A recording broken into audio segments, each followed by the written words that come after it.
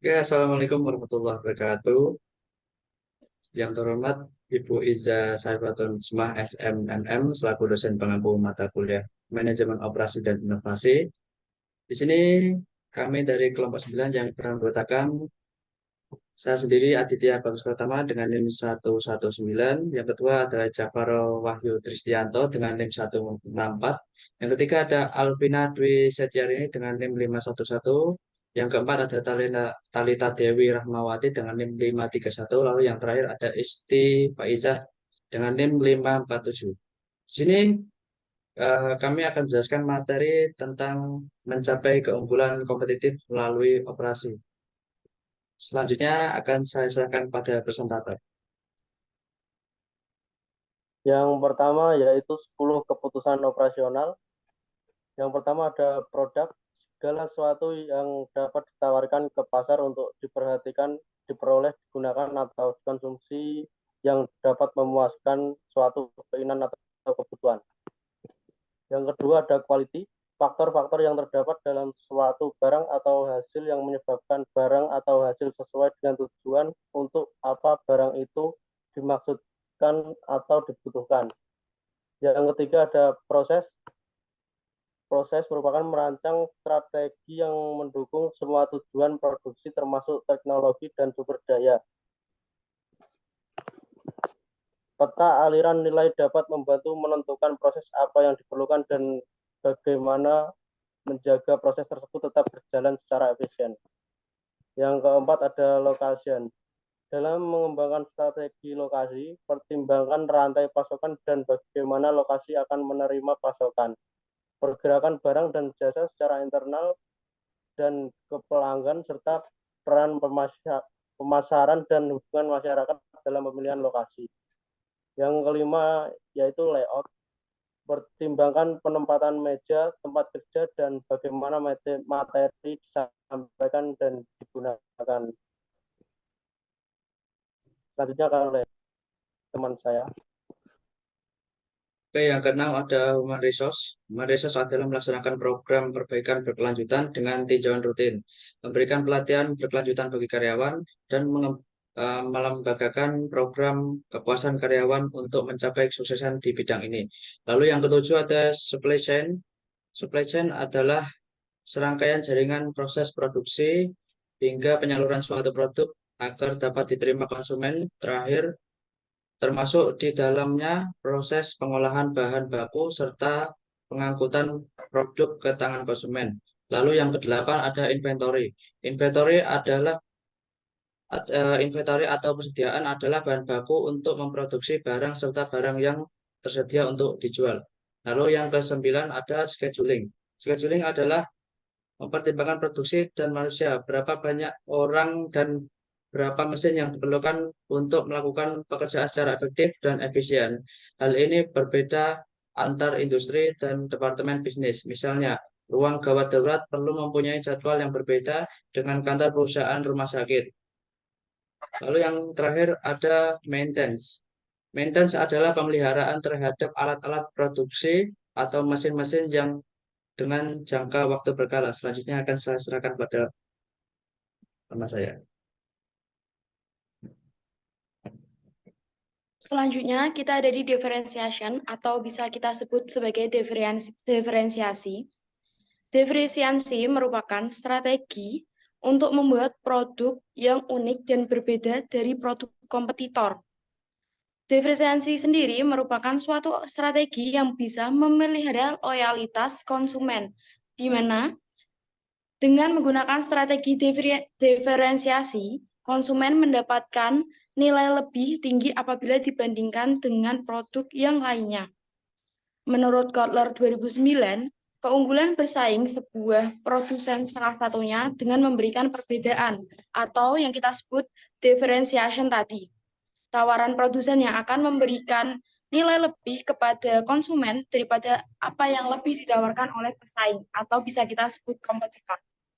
Dalam differentiation ini, kita ada 3 contoh, yakni innovation design atau desain inovasi, selanjutnya ada board product line, ada after sales service, serta experience.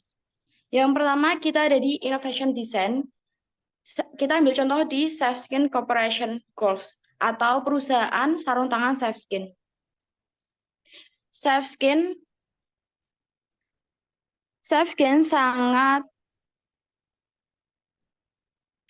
menggunakan strategi desain inovasi produk. Produk ini dirancang dengan teknologi baru yang memberikan perlindungan lebih baik dan nyaman bagi penggunanya. Safeskin menggunakan teknologi retail yang membuat sarung tangan lebih tahan terhadap bahan kimia dan retak, serta memberikan kelembutan dan kenyamanan yang lebih daripada sarung tangan konvensional. Jadi, sarung tangan Safeskin ini dia itu sarung tangan untuk kesehatan ya. Jadi dia mengembangkan teknologi retail yang memberikan diferensiasi dibandingkan produk sarung tangan lainnya sehingga memberikan kenyamanan dan keamanan untuk konsumen. Selanjutnya ada Board Product Line. Kita ambil contoh di Fidelity Securities Mutual Fund. Board Product Line sendiri merupakan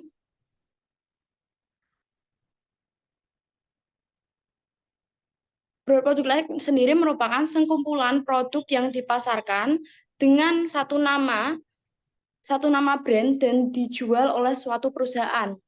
Perusahaan dapat mengoperasikan beberapa lini di bawah satu merek. Tetapi, terkadang mereka memiliki beberapa brand juga. Perusahaan dapat merilis lini produk yang benar-benar baru atau perluasan lini produk yang sudah ada.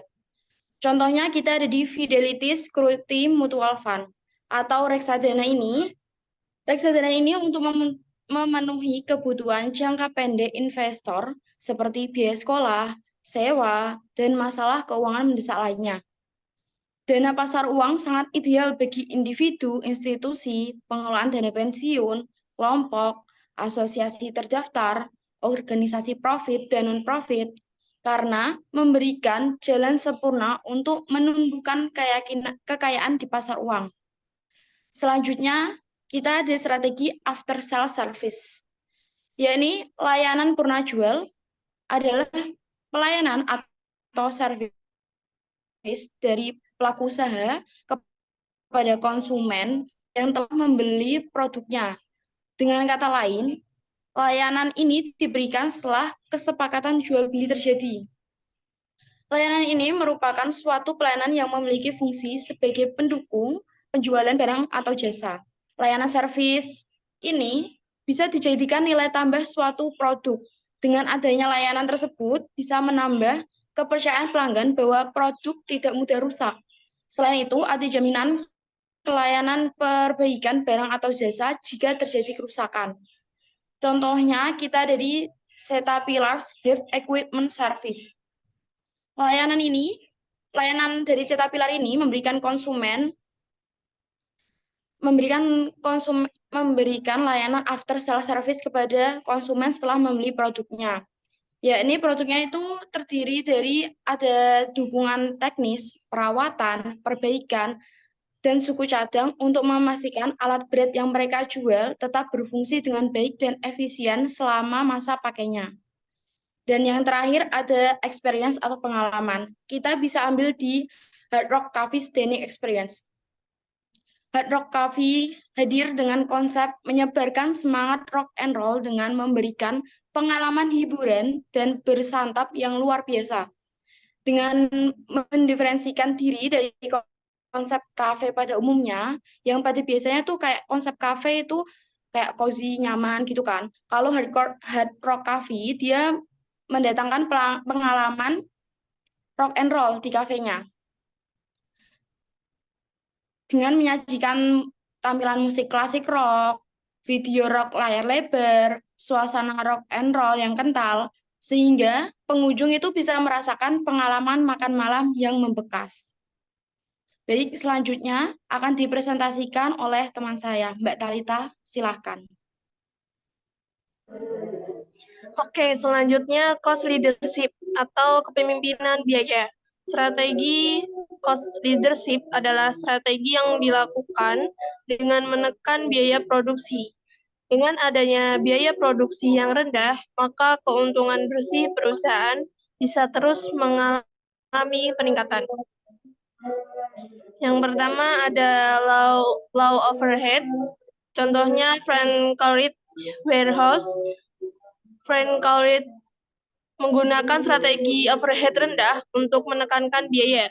Strategi ini mencakup meminimalkan biaya operasional toko, seperti sewa, utilitas, dan gaji karyawan. Dengan mengurangi biaya-biaya ini, toko dapat menawarkan harga yang lebih murah atau terjangkau kepada pelanggan dan tetap kompetitif di pasar. Strategi biaya overhead yang rendah memberikan tuntutan yang tinggi pada manajemen operasional, tetapi Frank telah berhasil menerapkan ini. Yang kedua, effective capacity use, contohnya Southwest Airlines Aircraft Utilization. Southwest Airlines menggunakan kapasitas secara efektif. Southwest melakukannya dengan memenuhi kebutuhan akan penerbangan dengan murah dan singkat. Strategi operasionalnya mencakup penggunaan bandara dan terminal sekunder. Selain itu, Southwest sangat efisien dalam menyesuaikan kapasitas dengan permintaan yang dilakukan dengan merancang struktur rute yang sesuai dengan kapasitas. Southwest mencapai jangkauan yang lebih jauh dibandingkan maskapai penerbangan lain karena operasi berkecepatan tinggi dan pesawatnya jarang berada di darat. Yang ketiga, inventory management. Contohnya Walmart. Walmart dianggap sebagai perusahaan terbaik di kelasnya dalam hal praktik manajemen rantai pasokan.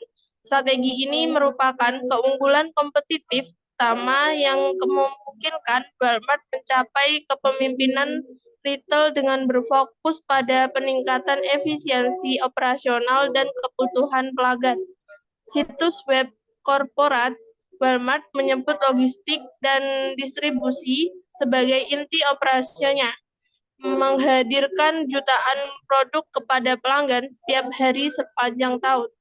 Selanjutnya akan dipresentasikan oleh teman saya, Isti. Baik, yang selanjutnya yaitu responsa. Respon sering dianggap sebagai respon perusahaan dalam pemenuhan permintaan pelanggan dengan cepat dan dapat diandalkan. Daya tanggap dapat dianggap sebagai kemampuan untuk beradaptasi terhadap perubahan di pasar, di mana inovasi desain dan volume sangat bervariasi. Yang pertama yaitu ada flexibility, Hewlett-Packard respond to volatile world market. Hewlett-Packard mengembangkan strategi untuk menghadapi lingkungan bisnis yang selalu berubah. Salah satu strategi untuk bersaing di pasar global yang bergejolak adalah dengan berfokus pada respon yang fleksibel, yaitu kemampuan untuk menyesuaikan dengan perubahan di pasar, di mana inovasi desain dan volume berubah secara substansial. Hewlett-Packard menekankan fleksibilitas dalam desain dan perubahan volume di dunia komputer pribadi yang mudah berubah. Yang kedua yaitu reliability, FedEx absolute, positively on time. FedEx memiliki slogan FedEx absolutely, positively, and on time yang mempresentasikan kecepatan dan keandalan atau reliability perusahaan. Slogan tersebut menjadi pembeda FedEx dari para pesaingnya dan menjadi hal ikonik dari merek perusahaan.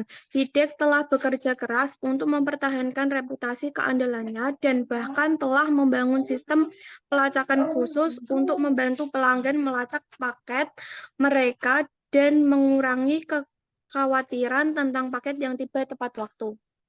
Yang terakhir yaitu quickness, Pizza Hut 5 minutes quarantined at lunchtime.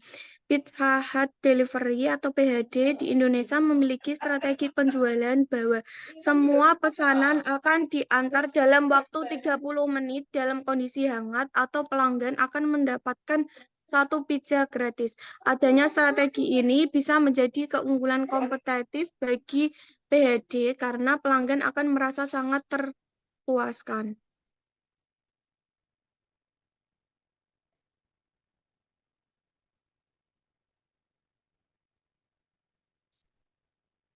Baik, sekian presentasi dari kelompok kami, dari kelompok 9. Jika ada salah kata maupun ucapan, kurang lebihnya kami mohon maaf. Sekian, terima kasih. Wassalamualaikum warahmatullahi wabarakatuh.